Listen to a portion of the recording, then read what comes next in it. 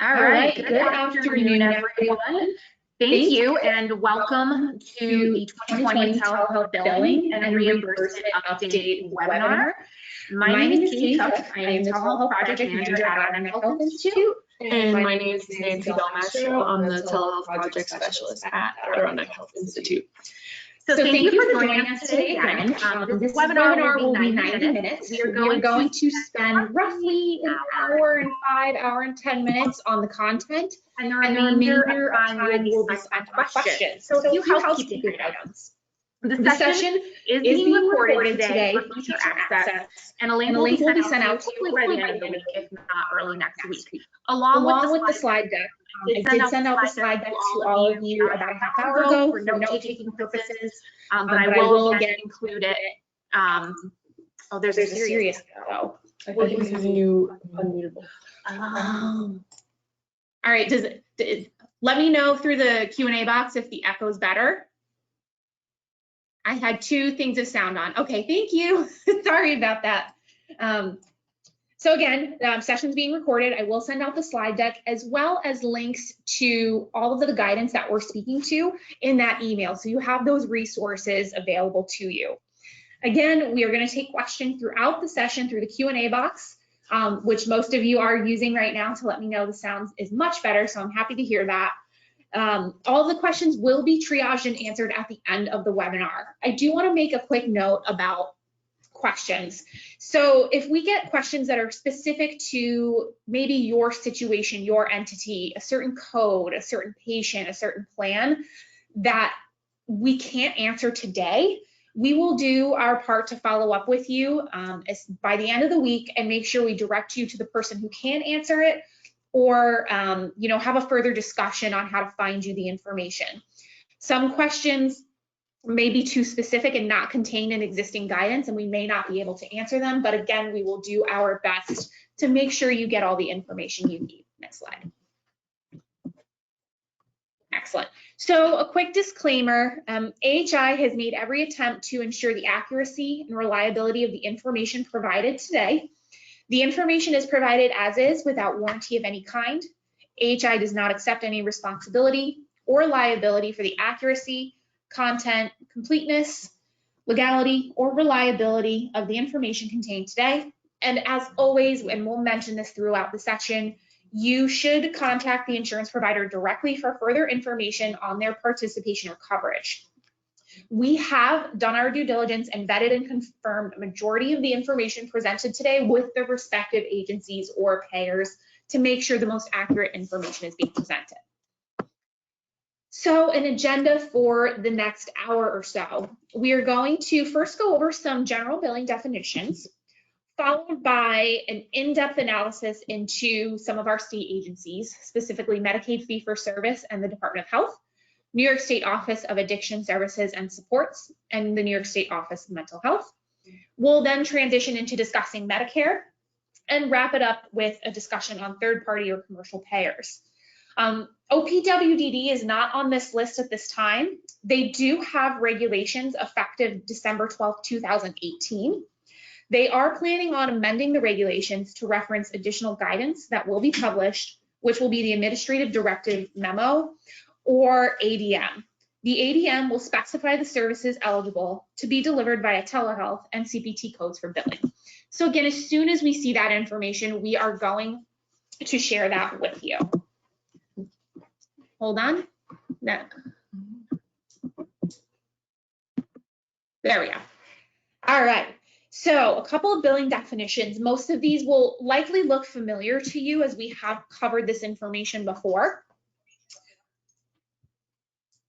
The GT modifier. So the GT modifier is one of the most common modifiers used in the telehealth space to indicate live audio and video telecommunication systems only for use with those services provided when a modifier 95 cannot be used.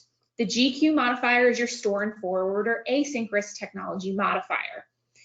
The 95 modifier is a bit of a unique one. This is a modifier that can only be appended to specific services covered by Medicaid and that are listed in Appendix P of the AMA CPT Professional Edition 2018 Codebook. We do not have access to that code book here, so I don't know exactly which codes or services are covered in there. It's my understanding that it's related to radiology, but if you know for certain and can advise us, we would love to know. Next up, we have the 25 modifier. This modifier indicates a significant separately identifiable E&M service by the same physician or other qualified healthcare professional on the same day as another procedure or service. I know that probably sounds a bit confusing, but we are going to go into an example later on as to where that modifier might be applicable. And then lastly, the place of service code of 02. So the place of service code is a list, really, so that a practitioner can tell the insurer via the billing form where the provider and patient were located during a health encounter. So for synchronous telehealth services in Medicare, a place of service code of 02 would go on the bill. The place of service used when the services are not synchronous or not telehealth is where the service took place at the time of the encounter. This also has implications on what address goes onto the bill.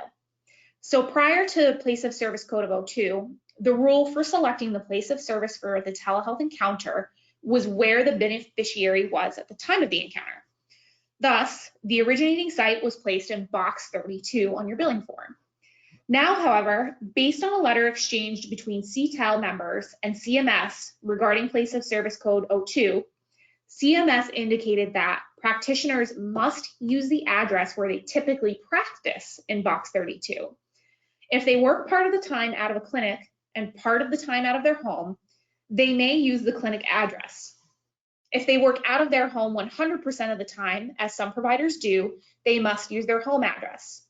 CTEL analysts indicated that Medicare determines payment amounts based on a number of different factors that make up their physician fee schedule formula.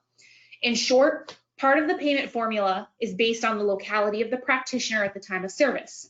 There are different rates for different localities. Therefore, box 32 exists to let CMS know which payment rate to slot into the formula for accurate reimbursement. Next slide. All right, a brief update on the interagency guidance document. So this interagency guidance document is still in development and will encompass information on telehealth regulations and reimbursement across the Department of Health, Office of Mental Health, Office of Addiction Services and Supports, and Office for Persons with Developmental Disabilities.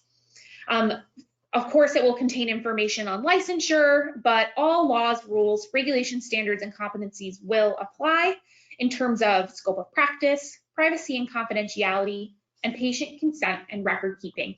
When we see that interagency guidance document, we will be sure to share it with all of you. And then another broad slide here, we are going to dive a little bit deeper into specific agency approval, but no specific approval is needed to engage in telehealth or telemedicine services from DOH or OPWDD. OMH and OASAS, however, do require agency approval to provide telemental health or telepractice services respectively.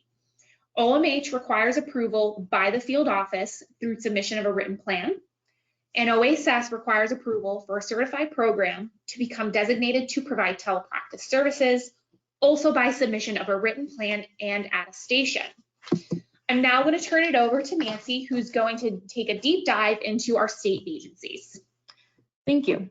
So Medicaid released an update in February of 2019, so just about a year ago, and the expanded telehealth policy is in effect as of January 1st of 2019 for Medicaid fee-for-service and March 1st, 2019 for Medicaid managed care. So this slide shows a list of eligible distant site providers. New York State Medicaid fee-for-service does have the most comprehensive list of eligible hub site providers for any of the government payers we will be talking about today. And note that providers must be credentialed at both the distant site and the originating site in order to provide telehealth services. Now moving on to eligible sites, the patient can be located anywhere listed under this first bullet. Please note that Article 16 clinics are certified by OPWDD. OPWDD's regs do align closely with Medicaid, and as Katie did mention, the final stages of development for their administrative directive memo to provide clinical and billing guidance for telehealth is in the works.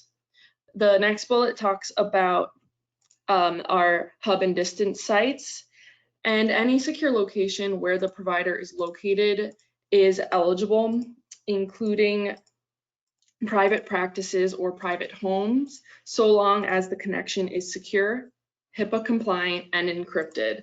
And note that that red bullet, the place of residence as well as temporary location within or outside of New York State, is eligible for patient location. Moving on to consent. Policy states that documentation in the medical record must reflect that the member was made aware of the policies outlined below. So these patient rights policies, this list here, must be aware to the patient. These include that the patient has the right to refuse to participate in services delivered via telehealth. They're aware of the alternatives, potential drawbacks of a telehealth visit versus a face-to-face visit. Patients must be informed and made aware of the role of the distance site practitioner, as well as any of the qualified professional staff at the originating site with them. Patients should be informed and made aware of the location of the distance site.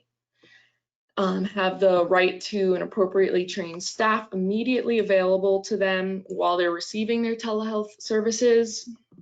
They have the right to be informed of all parties who are present at each site, as well as having the right to select another provider and being notified that the selecting of another provider may result in a delay in service.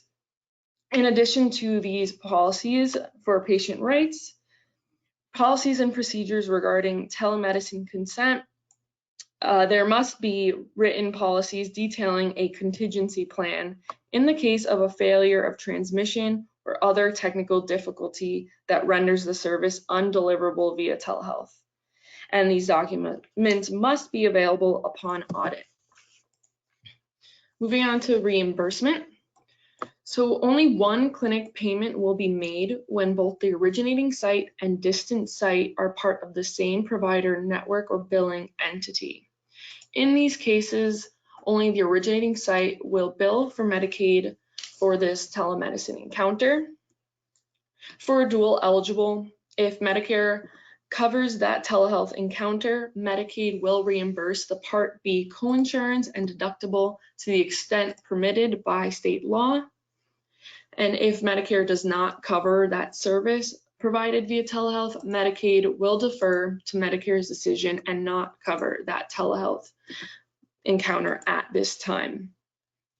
For Article 28 clinic originating sites, the billing under ambulatory patient groups or APGs, that originating site will bill only CPT code Q3014 through APGs to recoup administrative expenses associated with the telemedicine encounter. Note that when a separate and distinct medical service unrelated to the telemedicine encounter is provided by a qualified practitioner at the originating site, and the originating site may bill for the medical service in addition to that Q3014 code, and the service must be appended with the 25 modifier. If the distant site practitioner is providing services via telemedicine from their private office or other secure location, the practitioner should bill the appropriate CPT code for the service provided. The CPT code should be appended with the applicable modifier, either 95 or GT. And for a quick 25 modifier example, this modifier is always used for an in-person visit, but what if there happen to be two telemedicine visits for one patient in the same day? The take on the guidance is that this modifier is meant to be submitted for an unrelated in-person service conducted in addition to the telehealth services. So if there are two different telehealth services for the same patient on the same day, you would not use that 25 modifier. You would bill each distinct telehealth service separately. Moving on to federally qualified health centers. For FQHCs that have not opted into APGs, when services are provided via telemedicine to a patient at an FQHC originating site, that site may bill only the offsite service rate code of 4012 to recoup administrative expenses associated with that telemedicine encounter. When a separate and distinct medical service unrelated to the telemedicine encounter is provided by a qualified practitioner at the originating site, that site may bill for the prospective payment system rate in addition to the FQHC 4012 code, and append the CPT code with the 95 modifier in this case. If a provider who is on site at an FQHC is providing services via telemedicine to a member who is in their place of residence or other temporary location, the FQHC should bill the offsite service rate code 4012 and report the applicable modifier, again, either 95 or GT, on the procedure code line. And if the FQHC is providing services as a distance site provider, the FQHC may bill their PPS rate. This is a major advancement in New York State. FQHCs can act as a distance site and bill Medicaid at the PPS rate if they do not bill APGs. If they have opted into APGs, they should follow the billing guidance outlined for sites billing under APGs.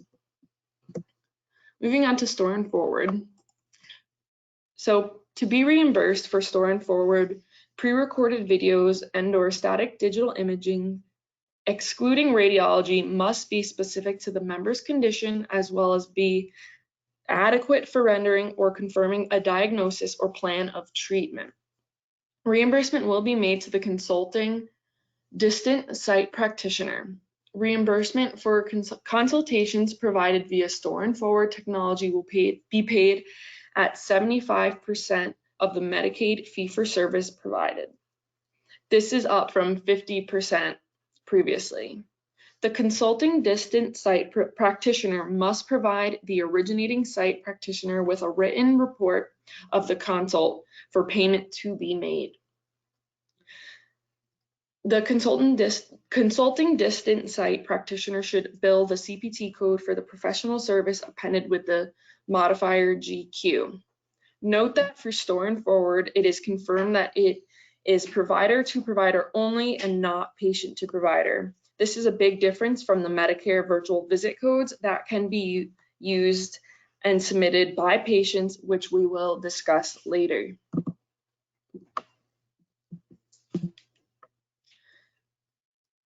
For remote patient monitoring, medical conditions that may be treated or monitored by RPM include but are not limited to CHF, diabetes, COPD, wound care, and some more located on this list.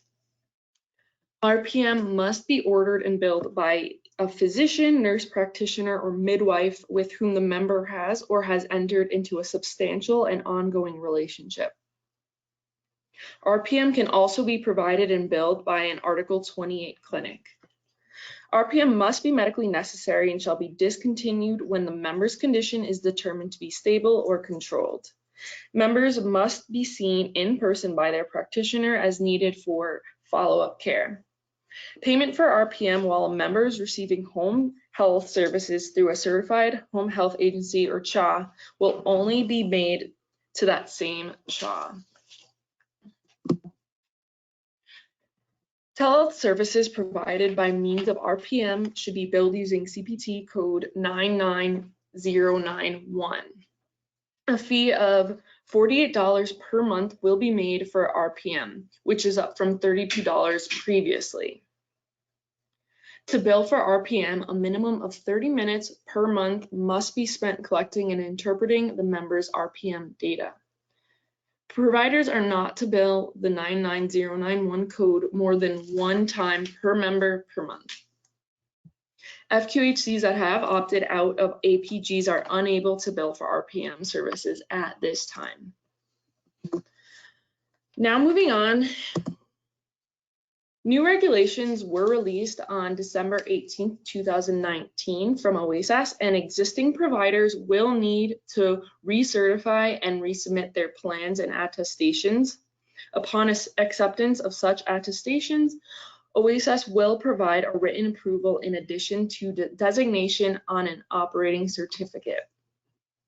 Criteria such as confidentiality, privacy, patient rights, translation service, and so on must be addressed in a written plan and attestation. Some patient rights that must be include that patients or prospective patients must consent to receiving services via telepractice.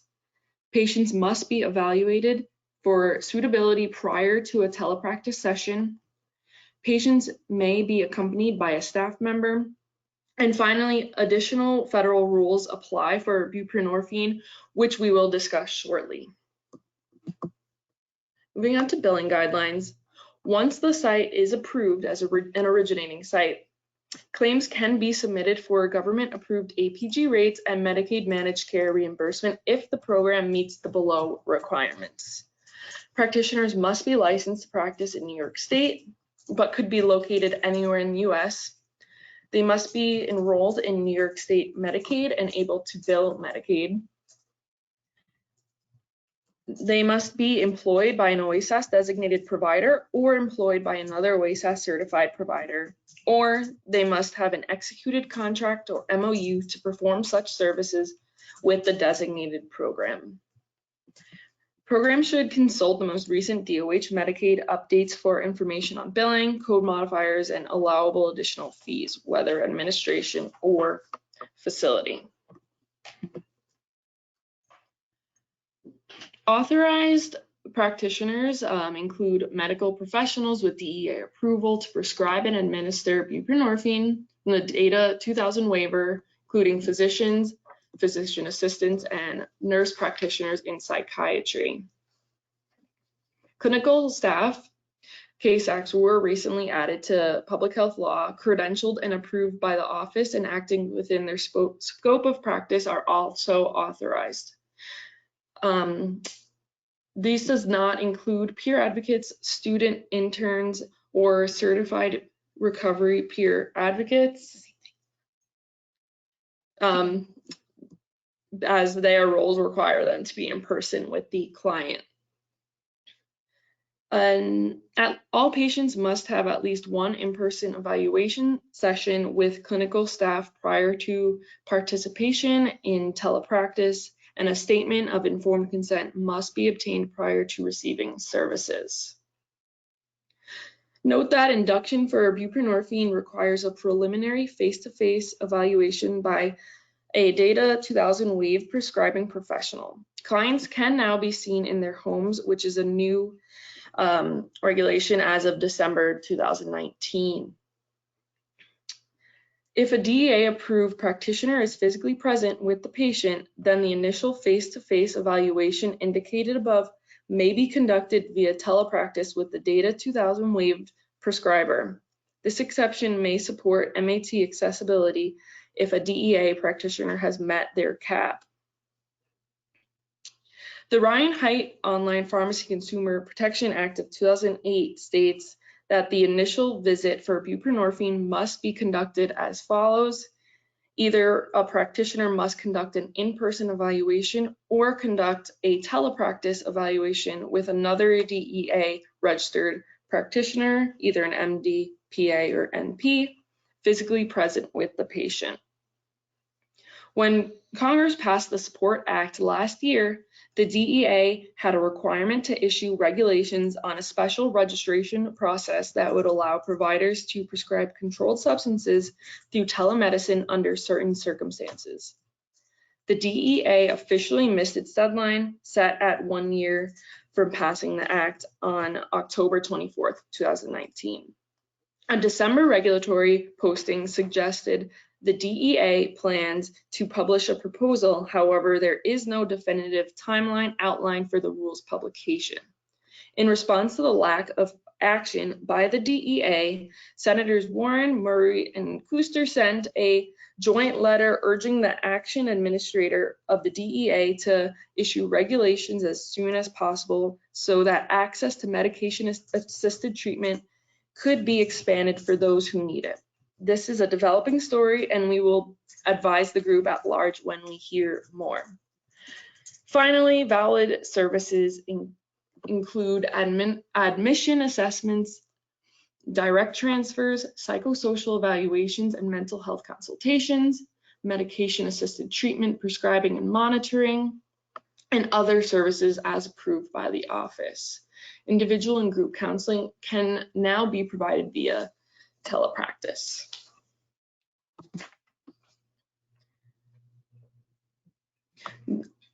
Moving on to OMH.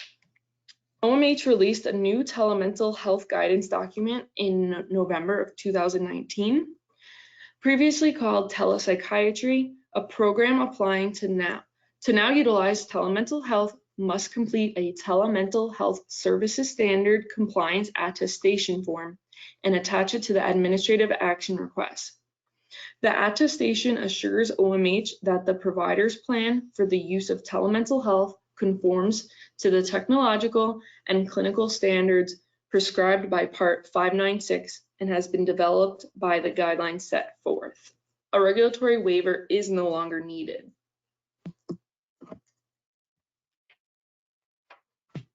Here is a list of eligible telemental health practitioners.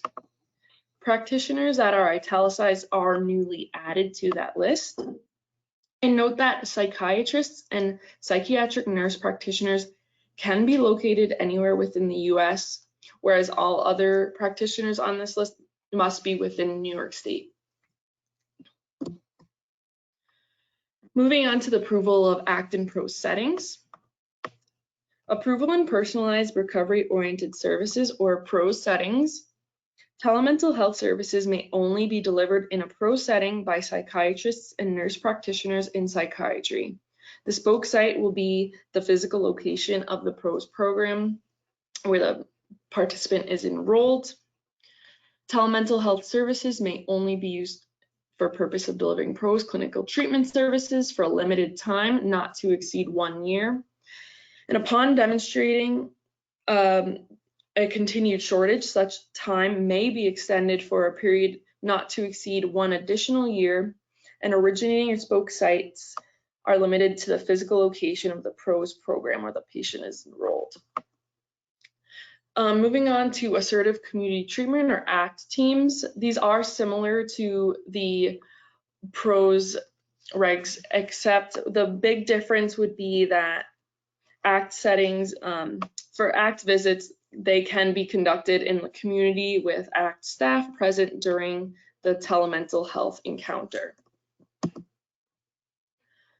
So here are some regulation changes. The originating site is now anywhere the recipient is located in New York State or other temporary location outside of New York State, which could be a college or an extended visit out of the state, for example. Mobile technology is now allowed, and the pan-tilt zoom is not a requirement within regulation anymore, but it will remain within guidance as a strong recommendation. Telemental health practitioners must verify the identity of the patient before commencing the encounter. A notation must be made in clinical record that indicates that the service was provided via telemental health and specifies the time the service was started and the time it ended.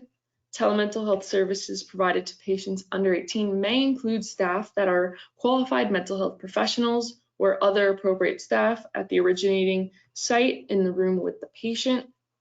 And telemental health services shall not be used for the purpose of ordering medication over objection, involuntary admission, or for restraint or seclusion ordering.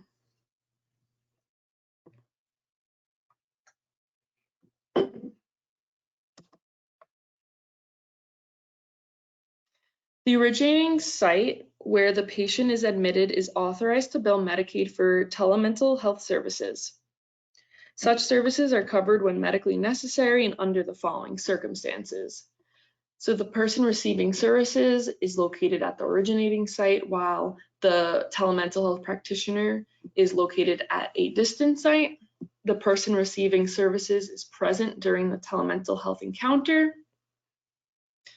The telemental health practitioner is not conducting the encounter or consultation at the originating site where the patient is located, and telemental health practitioner at the distant site is licensed in New York State, practicing within their scope, is affiliated with the originating site facility, and is credentialed and privileged if the originating site is a hospital. Note that the originating site may bill for administrative expenses only when a telemental health service connection is being provided and a qualified mental health professional is not present at the originating site with the patient at the time of the encounter. Recipients receiving services via telemental health may be accompanied by a staff member during the session or may be alone. If an assessment has not yet been done on the recipient, or if the assessment or treatment plan recommends that the recipient be accompanied during the telemental health encounter, the recipient must be accompanied for the session to be reimbursed by Medicaid or Medicaid managed care. Moving to contracting guidance, OMH licensed or designated programs looking to contract with a telemedicine company must be approved by OMH to deliver services in this manner. If the proposed contracted telemedicine company is accredited by a generally accepted, nationally recognized telemedicine accrediting entity acceptable to the Commissioner of the New York State Office of Mental Health, OMH will accept accreditation as evidence of regulatory compliance for a subset of Part 596. If the proposed contracted company has not been awarded the above noted accreditation, then the program must demonstrate how the contracted company and the practitioner will be compliant with all of Part 596. Okay, moving on to Medicare, which is a federal payer and certainly has some differences between the state and federal. So next slide, thank you. So our eligible list of hub site practitioners is as follows. It includes your physicians and mid-levels as well as several other specialties. Medicare does not provide a definition of where a distant site or distant provider site would be, but it does limit the type of provider who can provide a service, as you see here. CMS has stated that providers cannot be located out of the country when providing services via telehealth. Eligible modalities include your live interactive telemedicine and store and forward only when used in federal telemedicine demonstration programs in Alaska or Hawaii, which I don't believe would apply to anybody online. Eligible spoke sites. So this is where the rurality restrictions come into play with Medicare. So reimbursement at originating sites is limited to rural health professional shortage areas or HPSAs in a rural census tract or a county outside a metropolitan statistical area. HRSA determines health professional shortage areas and the Census Bureau determines metropolitan statistical areas. So if you are located in one of those rural areas, then the rest of the list would apply as an eligible site. So prior to 2019, it was always private physician offices, hospitals, critical access hospitals, rural health clinics and FQHCs, hospital-based or critical access hospital-based renal dialysis centers, including satellites, skilled nursing facilities, and community mental health centers.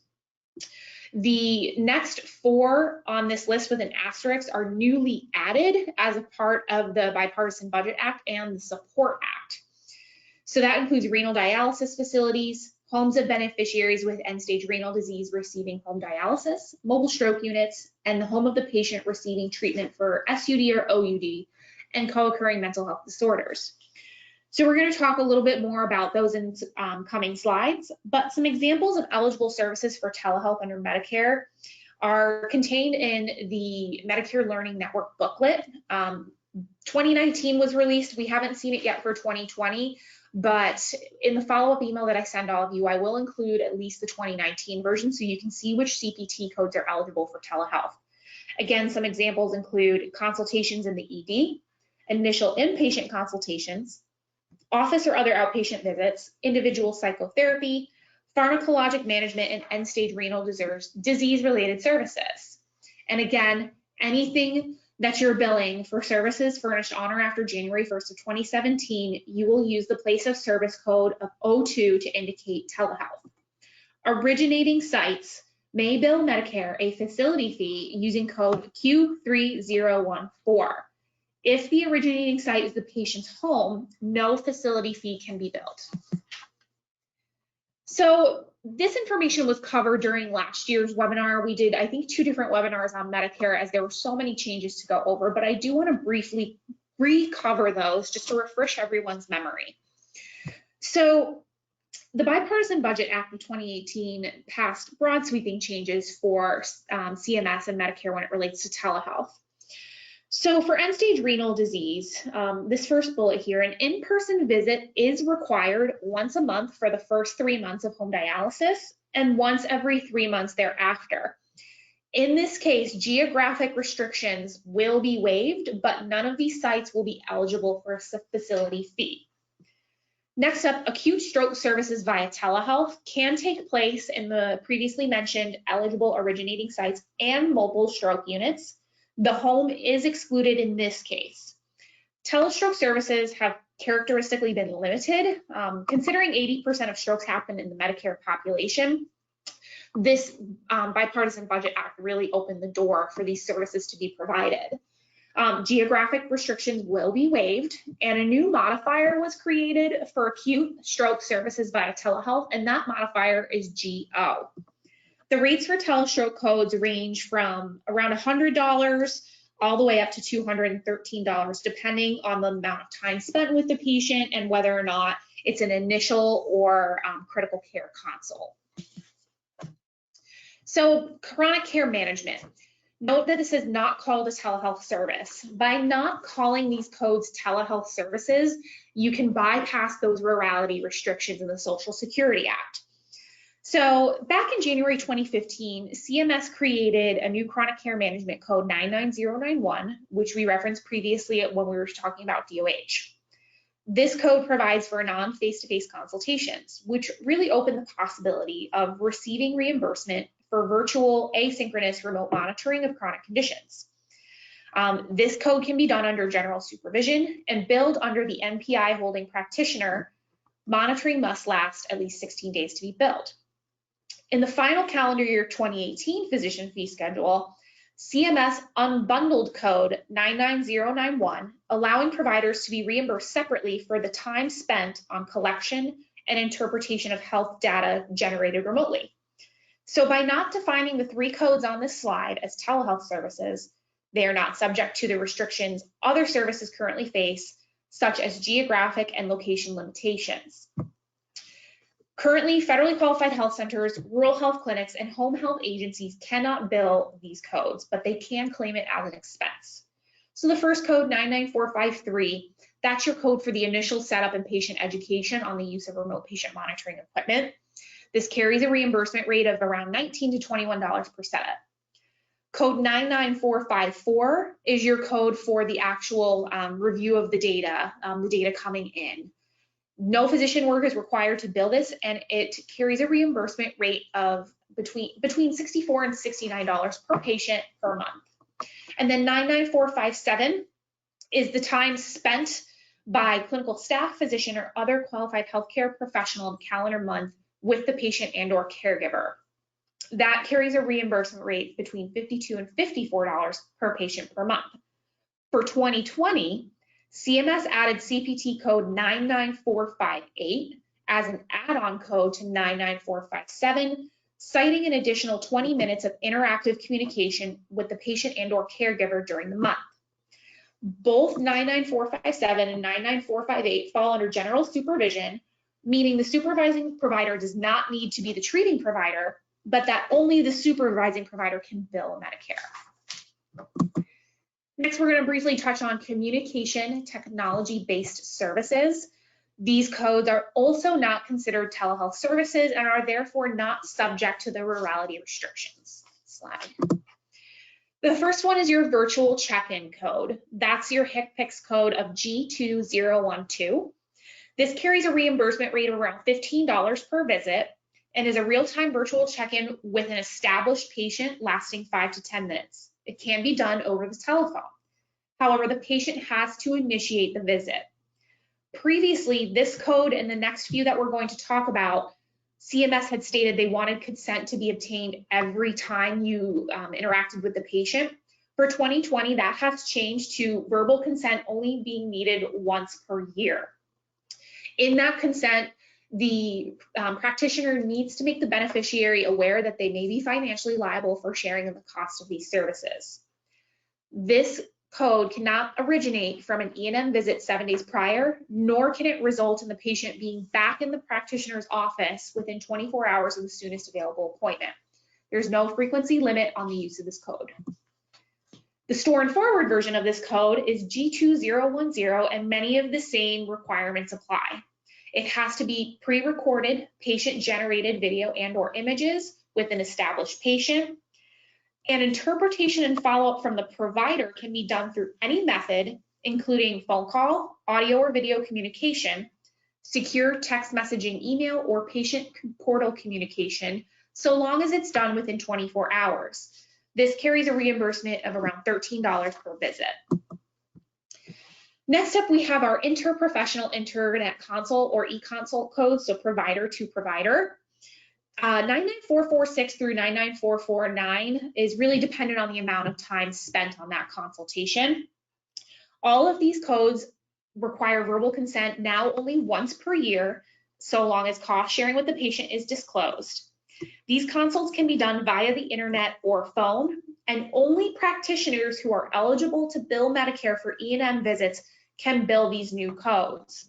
Reimbursement will vary between $18 and $73 depending on the amount of time spent. Currently, FQHCs and RHCs cannot bill these codes, which is a nice tie into this slide, touching on a few things related to federally qualified health centers and rural health clinics. So those two codes I just described, the G2012 and G2010, they will be renamed as the HCPCS code G0071 if you are an FQHC or rural health clinic. These facilities will not receive the prospective payment system or PPS rate for G0071. And this code is set at the average of the national non-facility physician fee schedule payment rate and is updated annually. Go ahead, next slide. We touched on this last year, and this is something that has come to our attention frequently. There were numerous comments proposed to CMS citing that federally qualified health centers and rural health clinics should be able to function as distant sites for telehealth. Per the current 1834M regulations, they can only serve as telehealth originating sites for qualified services. CMS does not have the authority to allow these sites to furnish distant site telehealth services. So currently, that has not changed. These facilities can only bill as originating sites. Now I want to get into changes for 2020. I know there's a lot of text on this slide, but you do have the slide deck in front of you. And this article that I've linked here has a lot of detailed information on these changes. So the Support Act, which went into effect July 1st, 2019, established a Part B benefit category for opioid use disorder treatment services by an opioid treatment program, and that went into effect January 1st, 2020. This includes medications for medication-assisted treatment. Currently, or even previously, opioid treatment programs were not recognized as Medicare providers, meaning that beneficiaries receiving MAT at these facilities for their opioid use disorder had to pay out of pocket. CMS set forth eligibility definitions and requirements for opioid treat program enrollment under this newly created benefit category, which will enable those that meet the requirements to now bill and receive payment under the Medicare program. Next up, second bullet, CMS has finalized a duration of an episode of care that includes a 1 week or 7 continuous days period and the bundle of care which a patient receives during that period. This includes 1 substance use counseling session, 1 individual therapy session, 1 group therapy session, and 1 toxicology test. If the patient received 51% or more of those services, then they can bill the full weekly bundle. If they receive less, then the opioid treatment program can bill a partial episode of care. There's no limit on the number of weeks that can be billed. Payment would include a drug component and a non-drug component. CMS finalized multiple HCPCS codes for this service, described through codes G2067 up to G2075. G2067, for example, is the code for medication-assisted treatment for methadone, a weekly bundle including dispensing and/or administration, substance use counseling, individual and group therapy, and toxicology testing if performed. That can now be done via telehealth. Additional codes, CMS feels that these 3 codes on this slide will complement the policies finalized in the Support Act, which provides an exemption from the telehealth geographic requirement, that rurality restriction, and allows services to be delivered in the home for Medicare patients with substance use disorder, opioid use disorder, or co-occurring mental health conditions. CMS proposes to allow the face-to-face portions of any of the individual therapy, group therapy, and counseling services included in the 3 HCPCS codes covering a physician or other practitioner's provision of office-based treatment for opioid use disorder to now be provided via telehealth. CMS anticipates that these services would often be billed by addiction specialty practitioners, but notes in the proposed rule that these codes are not limited to any particular physician or non-physician practitioner specialty. These bundled codes would be monthly reported codes with a code for the initial month, which is G2086, which includes intake activities and development of a treatment plan, as well as assessment, therapy, and counseling. The second code, G2087, is for subsequent months, and G2088 is a code add-on code when needed. Drugs would not be included in this bundle, but would continue to be paid as usual under their respective payment mechanism.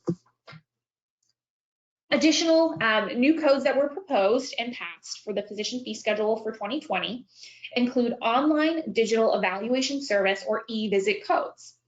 So these new codes describe patient-initiated digital communications that require a clinical decision that otherwise typically would have been provided in the office.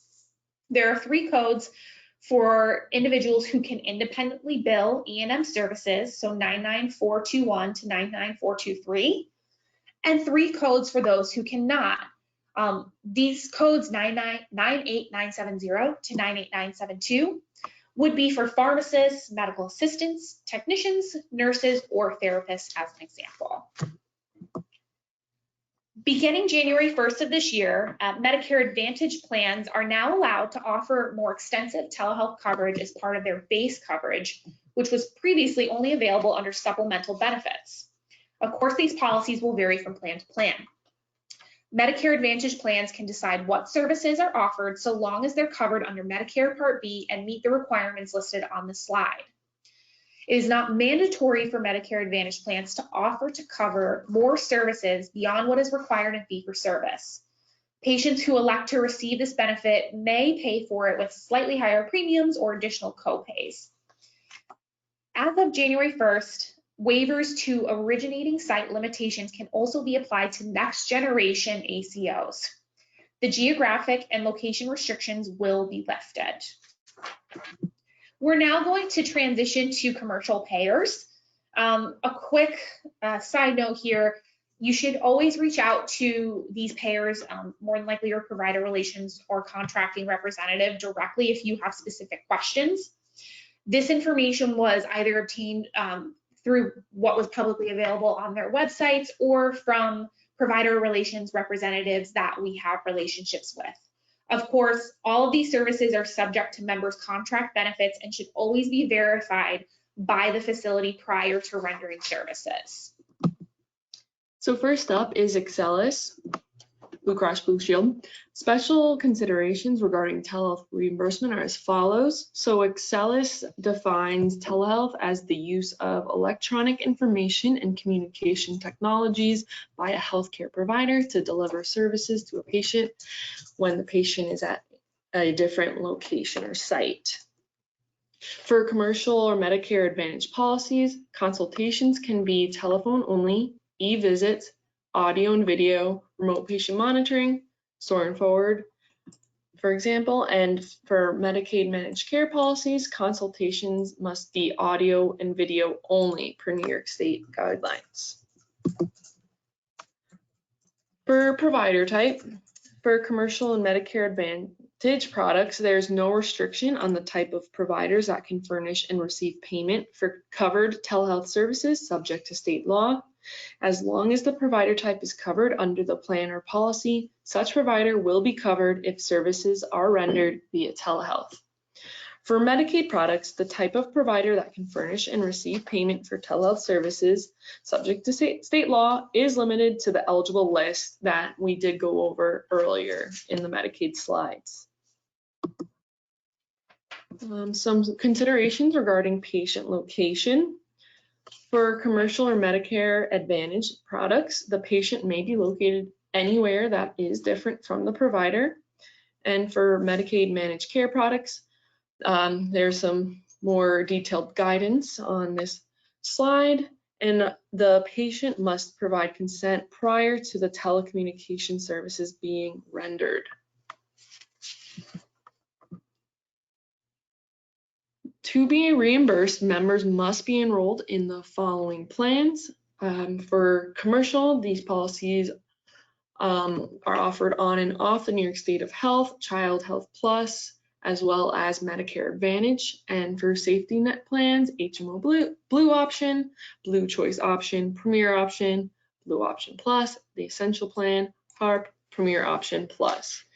And again, they note that patients must provide consent before telehealth services are rendered. All right, moving on to Fidelis. So if you have questions related to telehealth reimbursement through this plan, they have provided one of the following individuals for you to contact. Again, these slides will be sent out so that you have this information and you can reach out to these individuals directly for your telehealth related questions. Moving on to TRICARE. TRICARE covers the use of interactive audio and video technology when appropriate and medically necessary to include clinical consultations, office visits, telemental health, which includes individual psychotherapy, psychiatric diagnostic, interview examination, and medication management, as well as services for end-stage renal disease. A note for referrals and authorization. As with any behavioral health care received from a TRICARE network provider, active duty service members will need a referral before getting care under the telemental health care benefit. TRICARE Prime active duty family members and retirees do not need a referral or authorization to create an online appointment with a distant provider. And please note that telemental health services are not available to beneficiaries living overseas, enrolled in the U.S. Family Health Plan, or using TRICARE for Life. Moving on to Aetna. Aetna uses Teladoc as their direct-to-consumer platform for their members.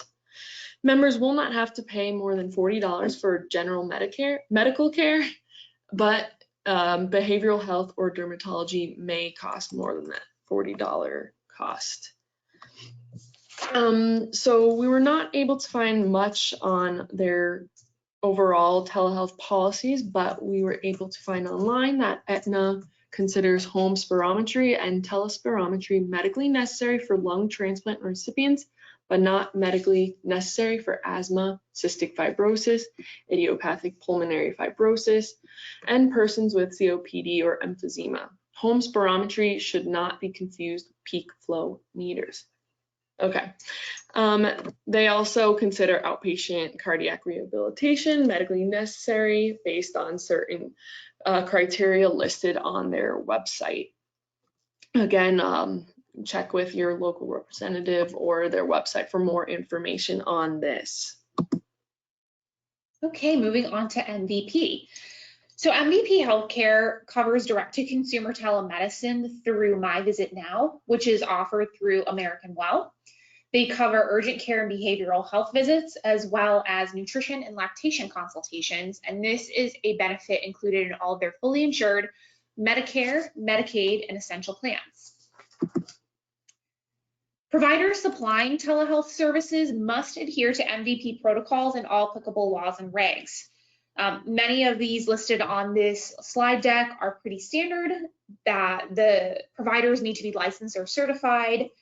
They need to be enrolled in New York State Medicaid if providing services to Medicaid members, acting within their scope of practice, credentialed and privileged at originating and distant sites if the services are provided by an Article 28 facility, and of course, ensuring that any telehealth service delivered be performed on a dedicated, secure transmission linkage. There's a lot of text on the slide, but I'm just going to nicely summarize it that they follow closely with DOH and Medicaid regulation. So that originating site definition is essentially anywhere the member is located. That very closely mirrors the originating site definition put forth by Medicaid. The member must be present and participate at the time of the telemedicine visit. Telemedicine can be used in lieu of a face-to-face encounter for the following: consultations, office or other outpatient visits, individual psychotherapy, pharmacologic management, psychiatric diagnostic interview exams, end-stage renal disease-related services, individual medical nutrition therapy, neurobehavioral status exams, and follow-up inpatient telehealth consults. Providers should submit claims for telemedicine services using the appropriate code, along with the modifier 95. Originating sites are paid the originating site facility fee so long as they use code Q3014. This is separately billable and will be reimbursed at a flat fee of $25 for all providers and facilities. There is no payment for the originating site if both the distant and originating site providers are employed by the same entity. Billing guidelines from MVP for professional services: they want you to use the modifier 95 with the appropriate code and use modifier GT in the event that modifier 95 does not apply. There is no separate payment for telehealth services provided by individual telehealth providers and diagnostic and treatment centers. MVP's APG payment to these facilities is all inclusive. Billing guidelines for originating and distant sites.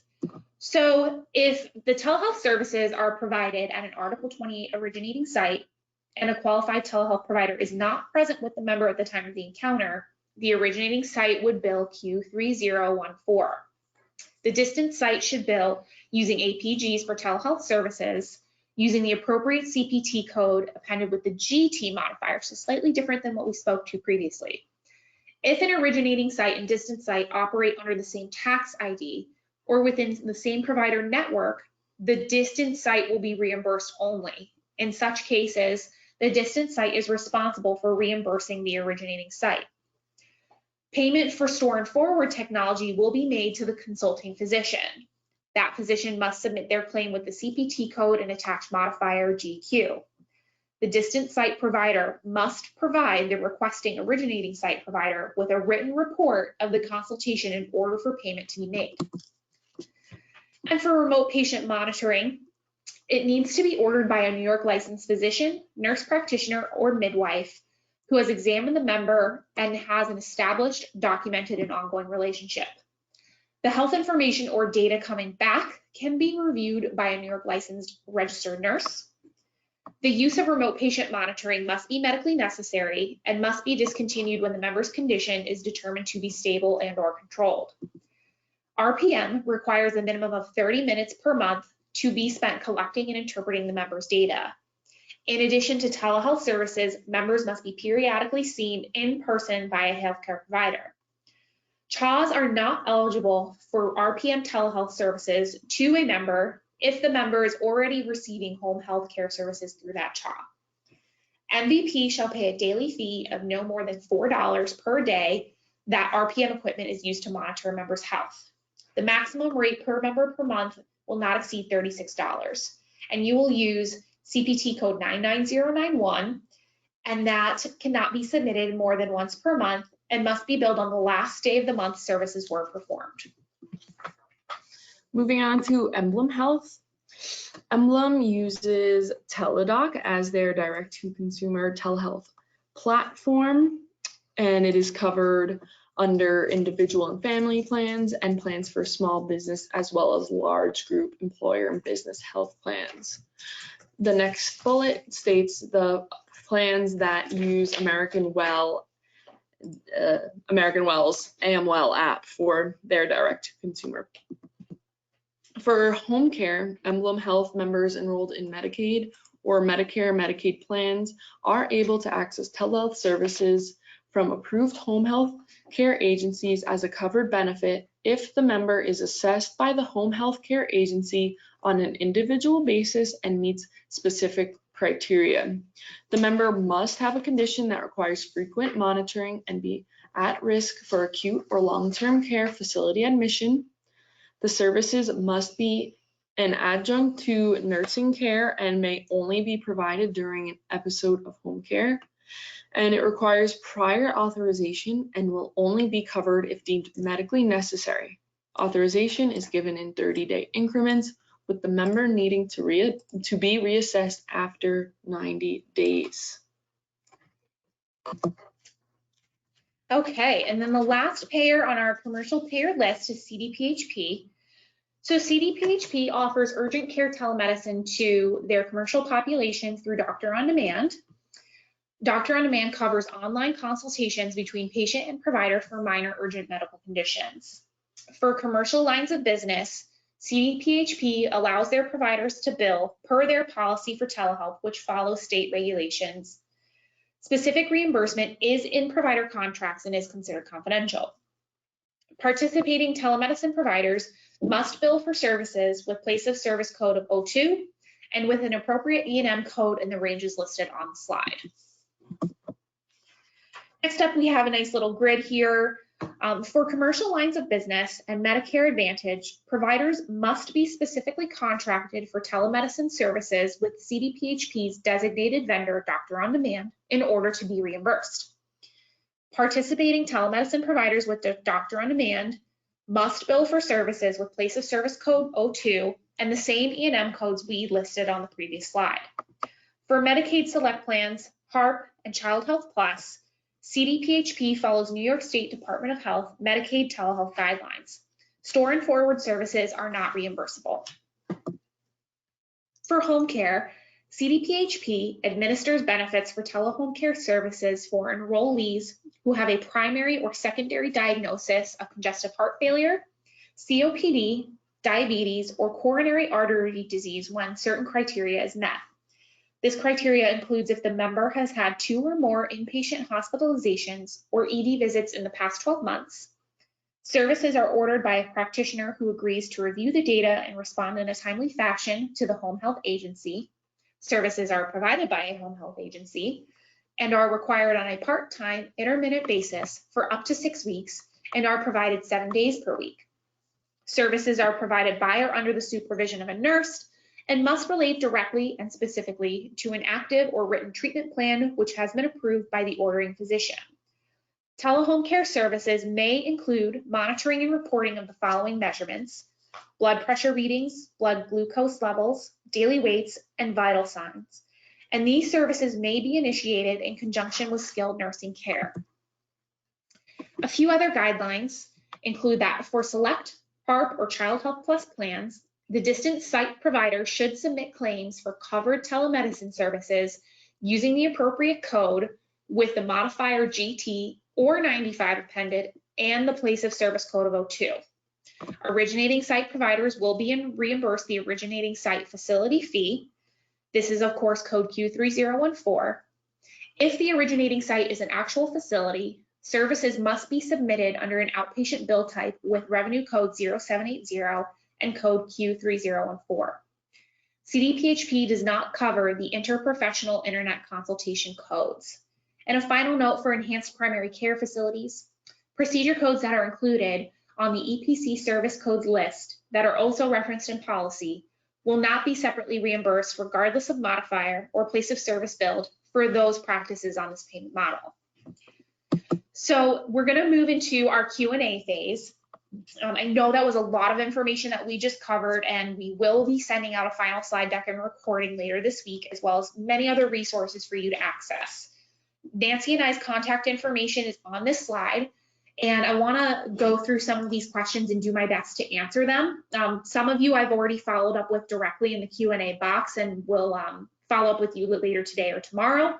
But some of the questions that we can answer, the first one is related to OMH. Can an OMH provider and or patient use a smartphone to administer or receive services via telehealth, or does it have to be a tablet or computer?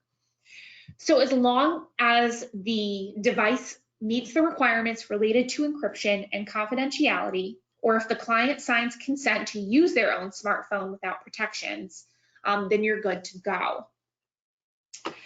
There's another question pertaining to OMH about guidance on how to comply with regulations for providers who want to provide services from their home. So this sounds like it's coming from a private practitioner. There will be no additional guidance specific to the practitioner being in their home, but I am going to connect you to OMH directly to get a little bit more guidance on that and make sure your question is answered appropriately. Next up, we have a question about FQHCs. So under the Support Act, as a federally qualified health center, could they bill one of the 3 HCPCS codes for office-based OUD treatment and be reimbursed? So a side note here, I didn't mention this during the slide deck. So those 3 codes, the G20, 86, 87, and 88, CMS has finalized their decision not to add a new G code for opioid use disorder treatment for FQHCs and rural health clinics, since they can already bill using G0511 and G0512. So if I'm reading that correctly, it sounds like those facility types already have codes that they can use to bill those services, and that's what you would use instead of the HCPCS codes that I described. If I'm incorrect in that, please let me know. We got a question clarifying guidelines for OASAS for prescribing MAT, and the first visit being face-to-face, or can another level of practitioner be with the client and the MD is remote via telehealth? Is there any waiver of the face-to-face initial visit? I may follow up with OASAS on that, but we did pretty clearly state what the guidelines are on that. It does state in the OASAS telepractice guidelines, which I will send that document out after the fact, that all patients must have at least one in-person evaluation session with clinical staff prior to participation in telepractice. Induction for buprenorphine requires a preliminary face-to-face evaluation by a DATA 2000 waive prescribing professional. However, if a DEA-approved practitioner is with the patient, that face-to-face evaluation for buprenorphine induction can be done via telepractice with a DATA 2000 waive prescriber on the other side. This can support the MAT accessibility of a DEA practitioners at their cap. And for those of you that don't know, the cap changes annually. So that cap for the first year, I think, is no more than 30 patients, and then it goes up in the second and third years. But a patient panel, most providers have more than 30 patients, so that cap can be met pretty easily. The DEA is working, supposedly working on that special telemedicine registration process that would allow providers to prescribe controlled substances through telemedicine under certain circumstances. As Nancy described, the DEA did miss that deadline of October 24th. There was a December regulatory posting suggesting the DEA plans to publish a proposal, but we have not seen one or even seen a timeline as to when that might come out. So several senators did send a joint letter urging the acting administrator of the DEA to issue regulations as soon as possible so that MAT treatment could be expanded for those who need it. So this is a developing story, and when we know more, we'll certainly share that with the group. No other questions have come in that we can definitively answer at this time. So one question did just pop through. I thought I heard that the rurality restriction was not applicable under the Support Act. That is correct. I don't know where you would have heard otherwise, or if I misspoke, but as we understand it, the geographic and location restrictions for these opioid use disorder treatment services are waived. There is no rurality restriction under the Support Act. No other questions have come through. So again, our contact information is right on the slide.